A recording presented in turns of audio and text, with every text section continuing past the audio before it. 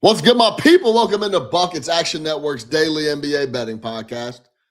We're in a workshop Wednesday, NBA slate, 6-game slate. I'm with two of my guys, Brandon Kravitz, Kyle Murray. You know how we do. I'm your host, Sean Little. We get the play, we get the cap, we get you guys out of here. We're a little tight on time tonight, so we're not going to go through anything we learned. We're going to get straight to the plays. But, boys, I got to say what's up. Brandon Kravitz almost hit a same-game parlay tonight. But almost doesn't count in this game, as we know. Brandon, what's going on? Yeah, it's frustrating because I didn't really lose that much money tonight, but when you start counting the wins too early, it feels like a loss, and that's the psychological battle that we have to face, especially with these SGPs. Look, if you're at a Magic Wizards game, as I was tonight, you got to find a way to entertain yourself. I was a Goga Batadze block shot away from raking in the cash tonight. He had one, I needed two. The last shot attempted in the game was some Wizard scrub charging to the basket. Goga meets him at the apex, and a little up and under action. The layup is up and in. Goga misses the block shot opportunity. The Magic then drain the clock. End of the game. And yeah, it stings, but we live to fight another day. That's it. Keep the mental fresh, live to fight another day. Kyle Murray, soon to be released by the Arizona Cardinals, still working on a new nickname for my guy. I gotta get in the lab and come up with something. What's going on, big dog? Yeah, soon to be released, if not traded. I mean, I'm sure plenty of teams are hitting the line of the Cardinals, right? Take these picks. No, I'm sure there's not a super extreme trade market there, but that's gonna be interesting to follow. But I'm looking forward to the new nickname. But yeah, Kravitz laid it out perfectly. Like when you start doing all these parlays, it's like, sometimes you can just throw a few bucks on a parlay, right? But it's maybe a crazy one, then you start feeling pretty good about it, and then it feels like you lost all the potential winnings, and then it feels like more of a kick to the stomach there. But yeah, I think tonight was good. Hopefully Luke Kennard can continue to choke here. I think he has 5 points, which is not good for the under 8.5, but hit two of the other the 3 and the 2-star plays hit for me on buckets last night. So I'm feeling pretty good about the NBA props. So hopefully we can get some more winners out there. Yeah, let's get some winners. Let's find them quickly. Go download the Action Network app. Go subscribe to the Action Network YouTube page and go grab Action Pro. Right now, you can get $20 off an annual subscription. Just visit actionnetwork.com/pro and use promo code POD20. That's POD20 to get started. $20 off a year of Action Pro with promo code POD20. College ball coming up. Tons of different things coming up. Baseball is on the horizon. We're going to be breaking down tons of NBA here on the nightly come playoffs. That's where the shit gets real. That's where the real money is printed out. 7-game series. You can really dig in and find sometimes the edges are small, but you do get a little bit of a better picture than the end of the regular season. All right. We're not going to do things we learned, but I got something that I heard on the Lakers telecast that was fucking unbelievable. And then the more I thought about it, I guess it wasn't that unbelievable, but just the numbers were jarring. Listen to this, fellas. Coming into tonight's Laker game, Zion Williamson scored 967 points. 952 of those 967 were scored in the paint or at the free throw line. 952 of 967. He is 1 for 4 from 3 on the entire season. He's hit 1 3 since December 1st. That is absurd. And I know, obviously, if you watch Zion, everything's at the cup. He's laying everything up. He's dunking. He's getting to the free throw line. But just to hear that scope was pretty jarring. 952 points of an available 967 at the free throw line or at the paint, or in the paint, I should say. So, yeah, shout out Zion. At least he's playing ball. I think what's interesting there is, like, there's just such a space for him to evolve his game. Clearly, they know you can only do one thing, and they can't slow you up. Can you imagine if he evolved the perimeter game even one iota, like how dangerous he could be? I hope Zion can stay healthy and continue to work on his game and get back to that, surefire all NBA type guy. And I think, there's still time to get there. So I thought that was a fun stat and number I could bring up to the people. All right. You know what's crazy, Sean, too, is if you go back to his debut game a few years ago, I have the memory of watching him play in a Pelicans uniform imprinted in my brain, and I wish I could just forget it because it didn't even matter. He was 4 for 4 from 3-point range in the first game that he ever played, and he's attempted like 7 threes since. It's so strange. So weird. Yeah, and it was a nationally televised game. Zion was lighting it up. He was doing everything. It's like Zion has arrived, and then like that whole thing kind of went downhill since then. But yeah, man, if they know what you're going to do and you can still get it done, I think that's when you start to push that special element, and I think that's what he is when it comes to putting the ball on the deck and getting to the rim. If he can expand the game and get some, first of all, rebound a lot better than he does, because he doesn't rebound like he could. He could easily be picking up 7-8 rebounds a night. He doesn't do that. And if he can spread the floor just a little bit, he could be a real problem, but we'll see how it goes. Salute to Zion for staying healthy and playing consistently the last couple of months here. All right.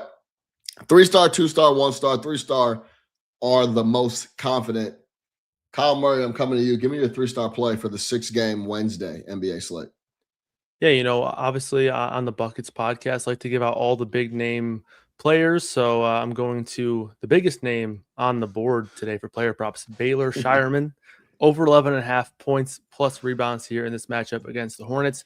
It is a tough matchup, but I think that we're getting a little bit of a discount here on Shireman's number, partially due to the, coming off of a bad game last time out. Obviously, he was limited from a minutes perspective, just due to natural blowout progression of the Boston Celtics winning by a ton. And obviously, I think maybe we had some high expectations on him with no Jaylen Brown last time out. Pretty clean report for the Celtics in this one, other than Jason Tatum, obviously. But that hasn't really stopped Shireman from getting pretty consistent minutes as of late. The one thing I would be or could be potentially concerned about here is if they go back to Hugo Gonzalez and start him once again here. Obviously, he had a fantastic game, 35 minutes, 18 points, 16 rebounds for Hugo last game. So there is maybe some narrative there where maybe they go back to him in the starting lineup. But, Baylor played 15 minutes in the first half. Last game, obviously didn't play much in the fourth quarter due to that blowout. But if we're going to project him for, 27, 28 minutes, he's going to look pretty solid here. And right now in that time, in a 29-minute projecting for right around 9 points and 6 rebounds. So about 15 PR projection here. So give me the over on that play. Yeah, I like Shireman's game, man. I think he fits great with the Celtics. He rebounds, he can shoot the three, spreads the floor. I think if you could do those two things in a big body, you're going to play for Missoula and the Celtics. And he fits right in doing those things. BK, any thoughts on Shireman? The Celtics overall, I don't know if you guys have been watching Tatum's return documentary on YouTube.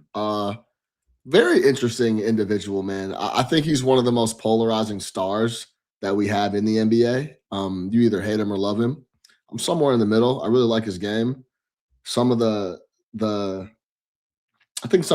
way he goes about some of his business is kind of odd to me. I think the documentary is a really interesting look into, how he is and getting back from that Achilles. So check that out if you're interested in seeing Tatum work through the Achilles. They go all the way back. Episode 1 is all the way back to New York. So it was almost like they were starting it off and like knew something was going to go down or something. Maybe they were filming, for the title run, and then it ends up turning into an Achilles documentary. But it's on Tatum's YouTube page. Go check it out. Kravitz, any thoughts on Shireman, the fit, the play, the Celtics overall in the East?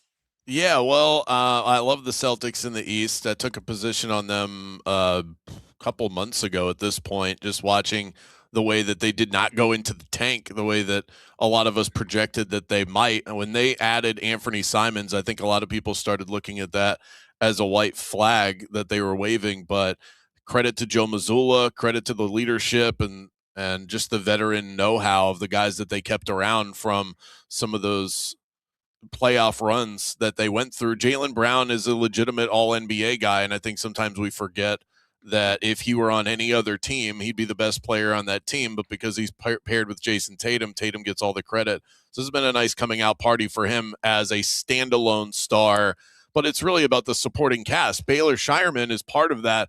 I loved him at Creighton. I love any lefty in the NBA. I'm just a sucker for the way that ball flies off the fingertips with the lefties. But I won't lie.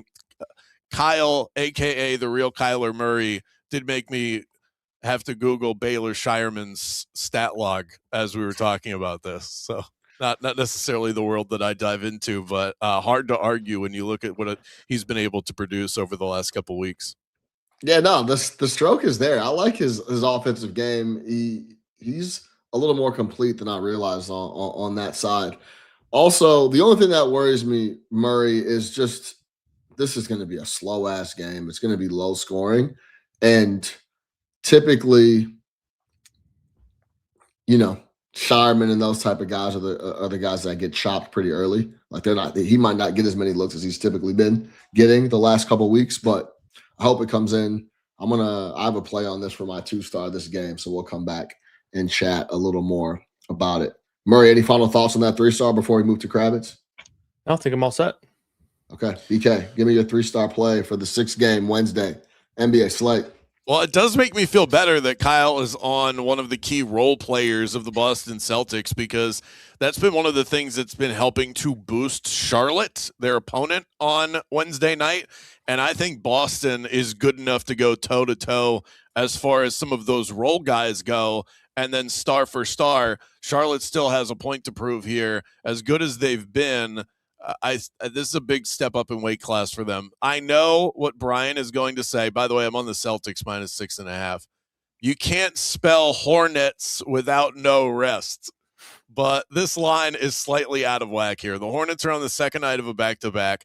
As good as this Charlotte team has been, they've still been rocky against the best teams in the NBA. They're 14-21 straight up against teams above 500. Third game in 4 nights for the Celtics. You don't love that.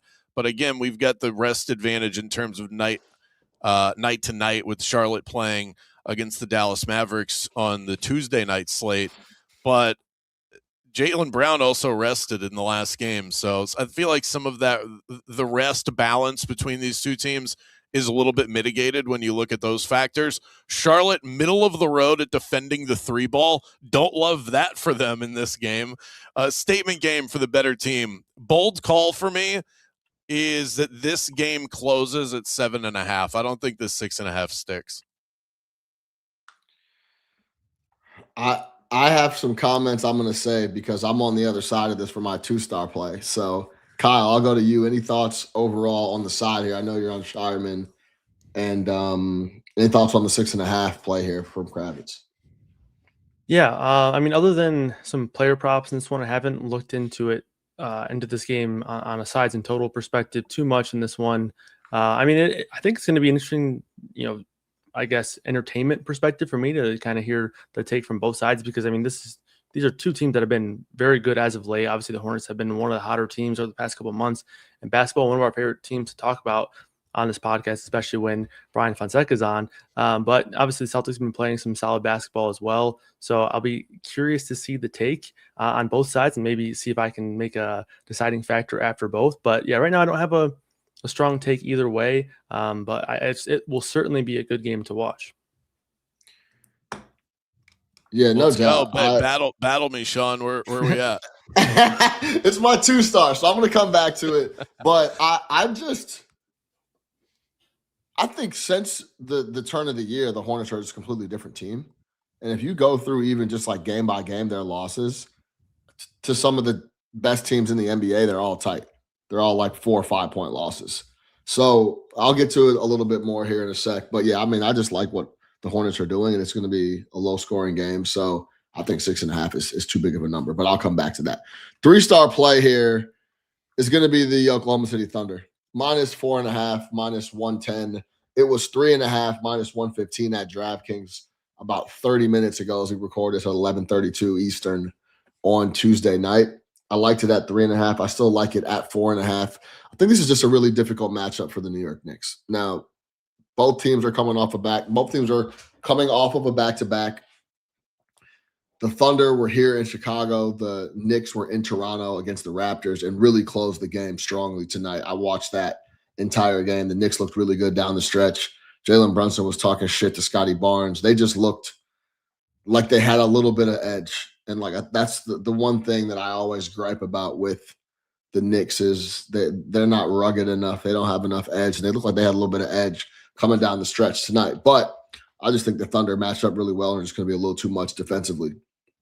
It's the first time they've matched up this year. It didn't go well last year. And it's essentially the same roster on both sides. Not a lot of changes between the two squads. Last January, 2025, they played twice. The Thunder won by 25 in the Garden.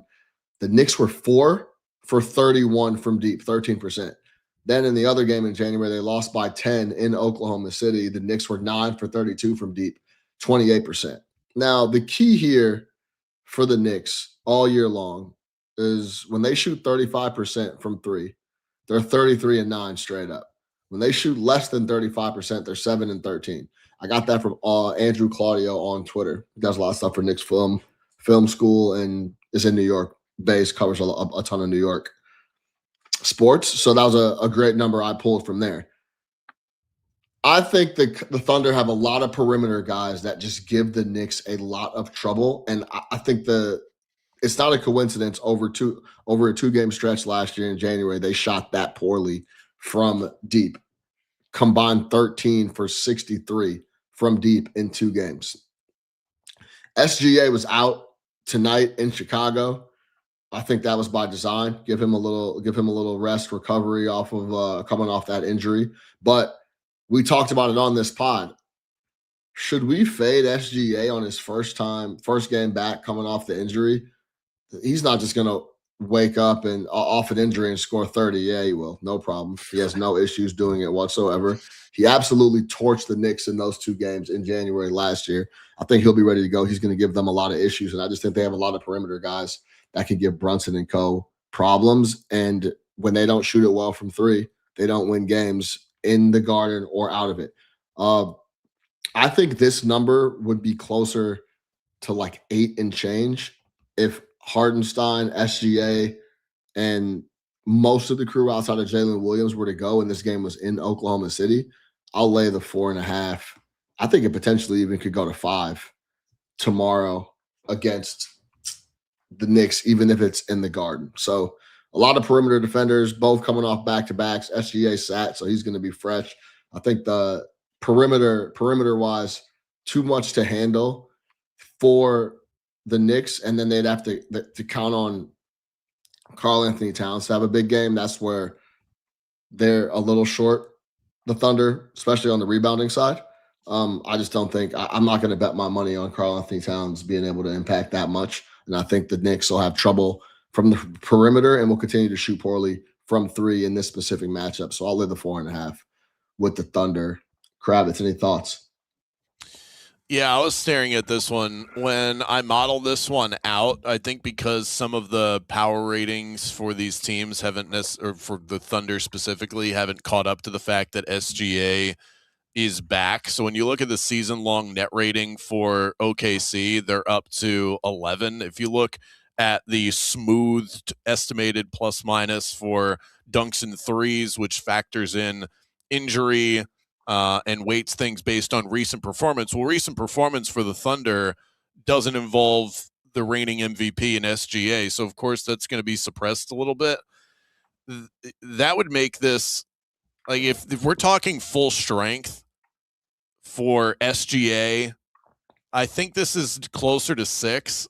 So if you think that Shai Gilgeous-Alexander is all the way back, Thunder minus 4.5 is an absolute discount. Here's the problem, and this is why I was close to getting there and putting this on the rundown myself to be on OKC. I have such a hard time fading the Knicks when they're at MSG. They have been the best home cover in the NBA. I try not to marry myself to trends like that. I like looking at them.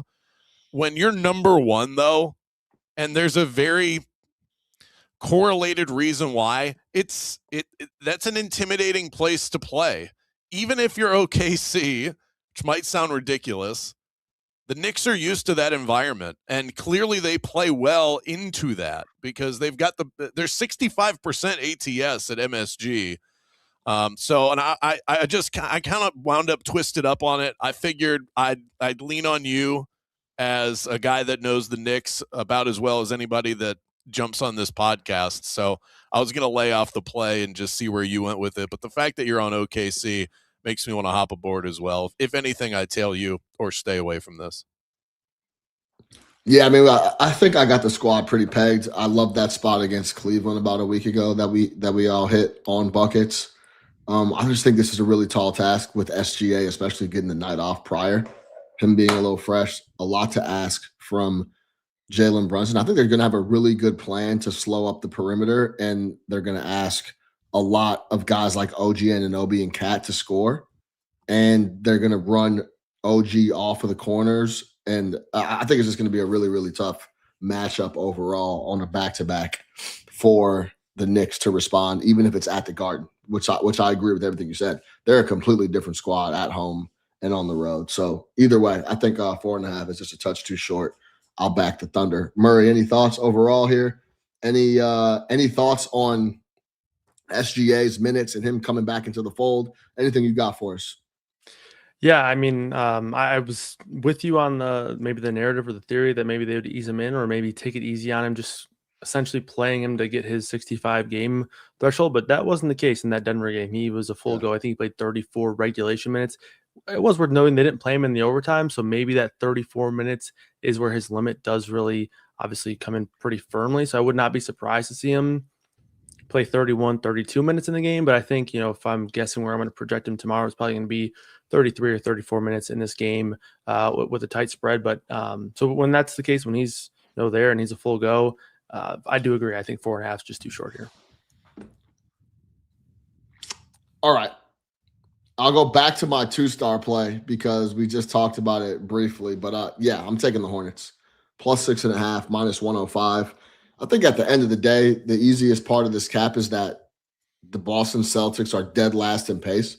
93 possessions per game, per 48. I mean, the Utah, who's number one, is getting, I think it's at like 104.5. Almost 11 or 12 more possessions per game.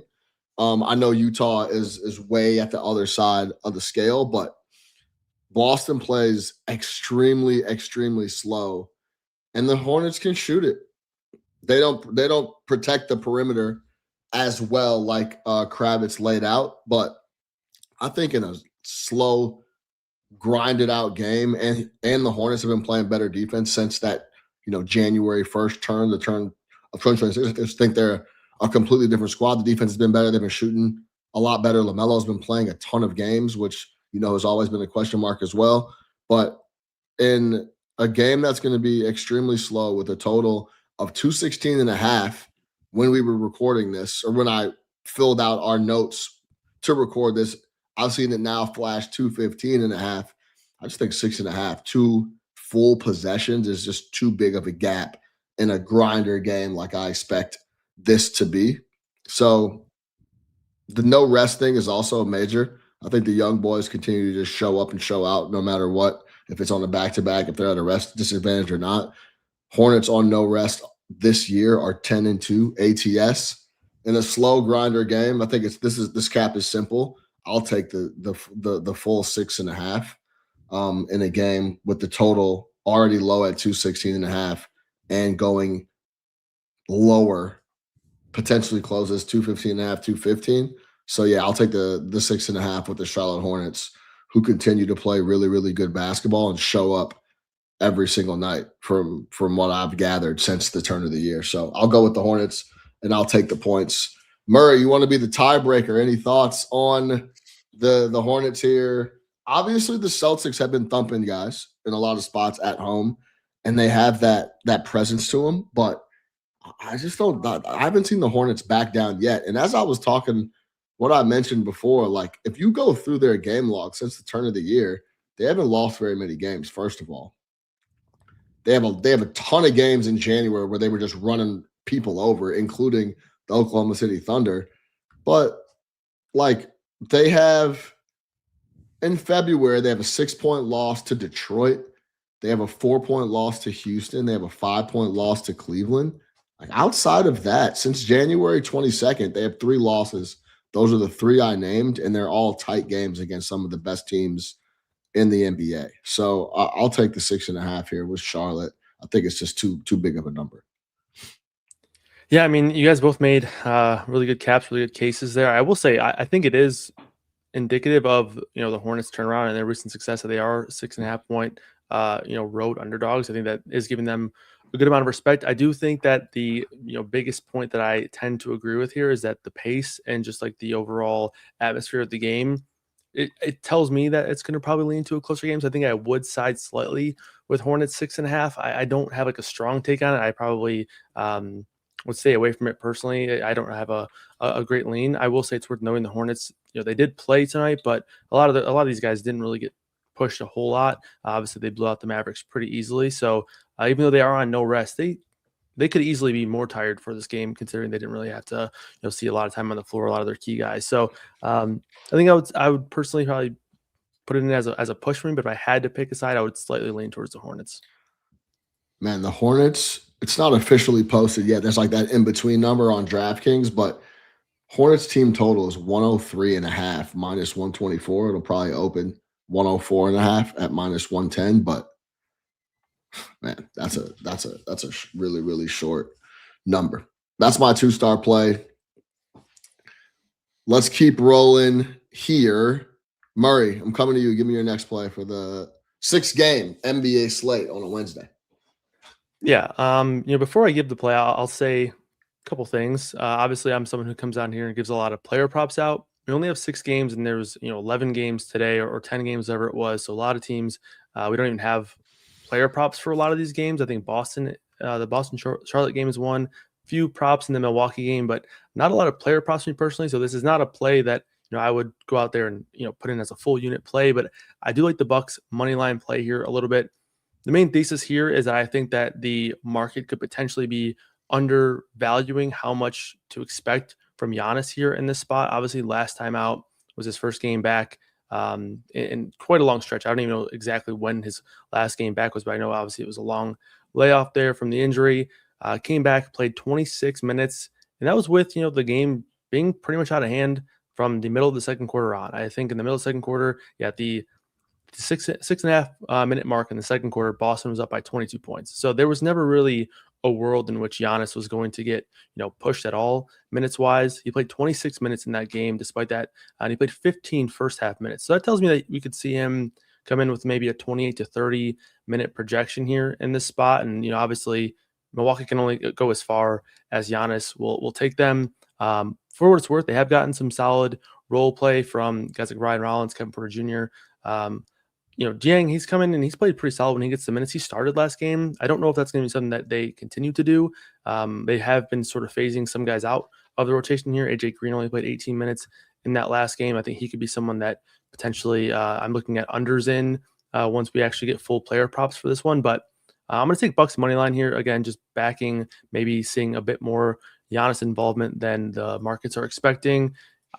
It's an interesting time in the NBA where there's teams who are, one spot out of making the playoffs. Obviously, the Bucks would be, trying to make the play-in, and we're like wondering, are they tanking? Are they not? Like, it's a very weird dynamic. Like, you wouldn't really see that in many other professional sports where teams are 3.5 games back of a play-in spot, and we're wondering if they're tanking or not. But with them bringing Giannis back, that tells me that they're probably at least going to give it their best shot here. The Hawks are the team that they're most likely chasing. Obviously, the Hornets are who they're closest to, but I feel like right now Hawks are the team that they're chasing the most. So this could be easily their most motivated spot over the past couple of weeks here with Giannis coming back and with them playing the Hawks. They get the game at home. It's a 1.5 point spread, but I like them on the money line in this spot.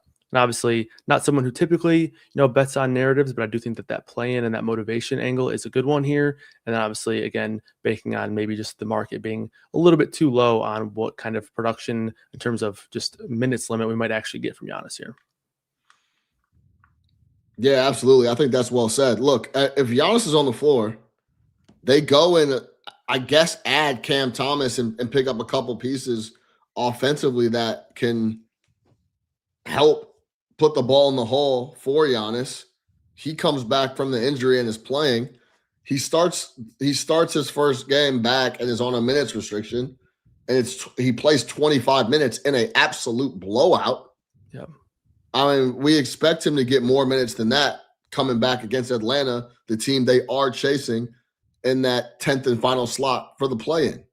It's Atlanta right in front of those guys. So if Giannis is back and they're adding players, I don't see them tanking. I see them trying to push for that play-in. And if they want to get to the play-in, they got to beat the Atlanta Hawks.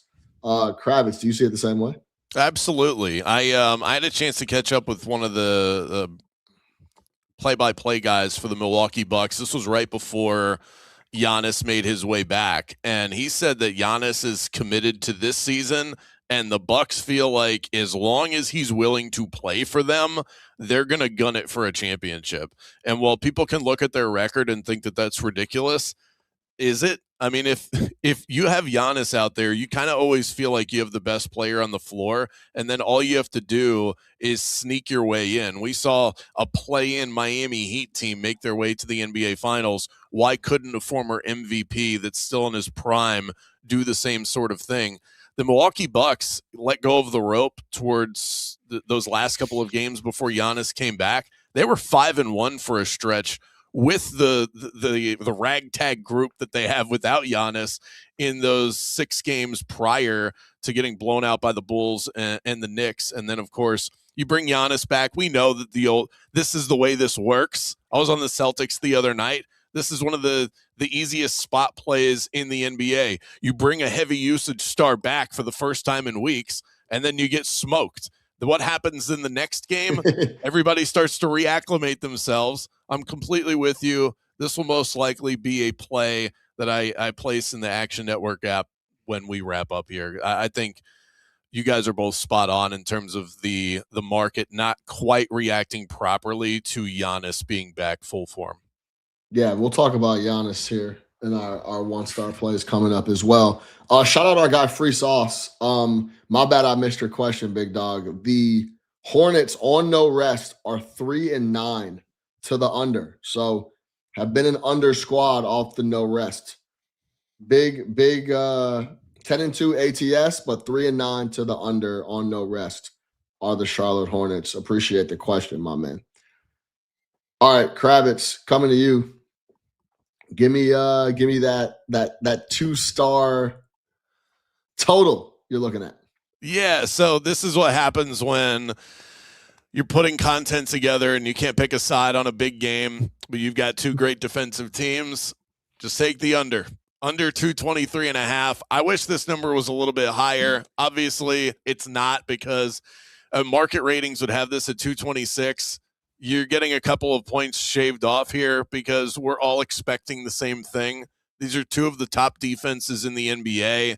This is going to have as much as of a regular season game can. This is going to have a playoff NBA Finals vibe to it. These 2 teams have not played each other yet this season.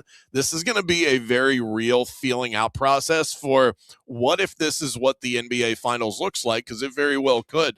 The Knicks are the number 1 defense in the NBA over the last 10 games. OKC's number 1 on the season. I love the way that the rotation is able to settle in with Shai Gilgeous-Alexander back in the lineup. It doesn't hurt that he's also a fabulous defender, and I think he can give Jalen Brunson fits as a bigger body on him. Sean, I'm sure you could speak to that better than I could, but it just feels like this is kind of a battle where they're gearing up for something bigger down the road. The Knicks have also held 4 of their last 5 opponents to under 100 points. I figure either the Knicks are able to stay in this because they're suppressing the offense of OKC and making them feel uncomfortable, or OKC just throttles New York and the Knicks aren't able to get past 85 points. So either way, I think there's going to be a low total at the end of the night. And as long as this stays north of 223, I'd be comfortable taking it. Yeah, the Knicks don't get throttled in their building. So I don't expect that to be the case, but we'll take a little 6 or 7 point win from the Thunder down the stretch late, close it out. There you go. Yeah, man. Couple of free throws get it done. Couple of free throws get it done. Maybe a tech or 2 coming down the stretch from somebody potentially They don't really get techs, man. They don't have a tech guy on the Knicks. So that's a whole nother story. But whatever. Yeah, I think I'm really interested to watch the matchup because they got smoked in the 2 times they saw them in January last year. I was actually looking forward to. I thought there was a potential that we might get that matchup in the NBA Cup. I was looking forward to that. We didn't get that, but the Knicks did take care of business against the Spurs. But overall, I think it's just a really tough matchup overall for Brunson. And if you slow Brunson, you slow scoring, you slow the Knicks. So we could cash the side and the total here. All right, let's get out of here on the 1-star plays. I'll give mine first really quick. I kind of gave the cap out already. I'm going to go Giannis, 26+ points. I agree with everything that Murray laid out across the board for the matchup. I think if you're playing 25 minutes in your first game back in a blowout, they were never, ever in that game. If you watch that game, they were DOA from the start, and Giannis still got enough run in his first game back. So I think he plays closer to 30, maybe even low 30s in this game against Atlanta that they need to win. High pace, of course, we know for the Atlanta Hawks. They like to get up and down. They're 23rd in points allowed in the paint per game at 52.2. We know where Giannis wants to score and does score and will continue to score. So I think it's just a good matchup overall for Giannis in this game. So I am going to play Giannis 26+ points as my 1-star play. They're 4 back, as I mentioned, in that 10 spot. They'll be looking to get a W. I see a big game on a Giannis here. Kravitz. Yeah, clean across the board here on the Giannis. I don't know that I've ever seen this since we've done buckets about 1,000 times to this point in the season. We are all on Giannis as our 1-star play. I'm going to add rebounds to it, Sean. So let's throw some more stats into the fire. The number is up 7 points from the line that was set in his first game back. It was 27.5. Kyle, correct me if I'm wrong on that, but I'm pretty sure that that's the case. I'm going to assume that means that he's expected to play a heavier load in this game. He's gone over his points and rebounds line wherever it's been set 12 of the last 15 times he's played, and 10 of the last 10 against the Atlanta Hawks. I thought it looked like same old Giannis, and if, as Sean mentioned, if they weren't getting their doors blown off, maybe we would have seen a more typical Giannis stat line. So I'll go with the leave the assists out of it because I don't count on that for Giannis. So I'll go with the points and the rebounds over 34.5. Anything that's juiced to the range of -120 or better. Okay, Murray, you talked about it as well, but you go on the full distance. You go on the full bucket on Giannis. Yeah, I was looking at some props, and like I mentioned earlier, there wasn't a ton of regular base props out there. And I looked in the sheet and saw you guys already had some interest. And the first name I looked at when I saw there's only 2 games with player props available was a Giannis line, because I do agree. I mean, obviously I talked about it in the Bucks money line cap, and then everything that you guys have said I agree with. I do think that there's a world where not only does he play more minutes than he did last game, where he played 25, 26 minutes. I think there's a world where he plays like 32, 33 minutes in this spot. I don't think they'll go crazy with him because they're not going to rush him back. But if they're not going to try in this game, then when are they going to try? Because again, we talked about this is the team that they're chasing. This is a spot where they're 3.5, 4 games back from that final play-in spot. So again, I don't think they'll go crazy with him, but I do think that there's going to be a really, at least a solid chance that he plays 32, 33 minutes here in the spot. So I like taking a little sprinkle on the triple-double here at 31-1 over on DraftKings. Again, if he only plays 28, 30 minutes, I still think he could get there in this. Obviously, it would take an incredible game and a highly efficient game, but if anyone can do it other than, the main names that consistently put up triple doubles in that kind of, time, Giannis can certainly do it. Obviously, you're going to need a lot of really solid assist, positive regression there, positive variance. But if he plays 32, 33, maybe squeaks in 34 minutes, I do think that this 31-1 number is certainly at least too long. Obviously, it would still take an incredible game to get there, but that's why it's 31-1 here. But the matchup's great. I think that there's a chance that he plays more minutes, and the market is kind of accounting for right now. And so I think that 31-1 number is just too long. So I don't mind throwing a little sprinkle on it here. And I was considering just doing the double, but I looked and it was like minus 150. So who wants to do that? That's boring, especially as a 1-star. So if you want a safe pick for me, I guess the Giannis double at minus 150. I still think that's probably, there's probably still some value on that one. But I figured it's let's have some fun here at that 31-1 number. We could actually kick this up another level. If you go over on his points at 25.5 and a triple-double and the Bucks win, you can get that at 60-1. You want to go really wild with it. Yeah, and I mean, if he has a triple-double, they're probably going to get the dub. So, yeah. I might as well add a little extra juice on it to have some fun. Don't go crazy, man. It's a little 1-star play. All right. For Kyle Murray, for Brandon Kravitz, I'm your host, Sean Little. Let's do a little recap here on buckets. 6-game NBA slate on a Wednesday. Kyle Murray, nickname TBD, 3-star. Baylor Shireman, over 11.5 points plus rebounds. 2-star Bucks money line versus the Atlanta Hawks. Wide open game. Giannis is back and rolling. So we're going to cap it with a 1-star. Giannis on the triple-double, 31-1 available in the market.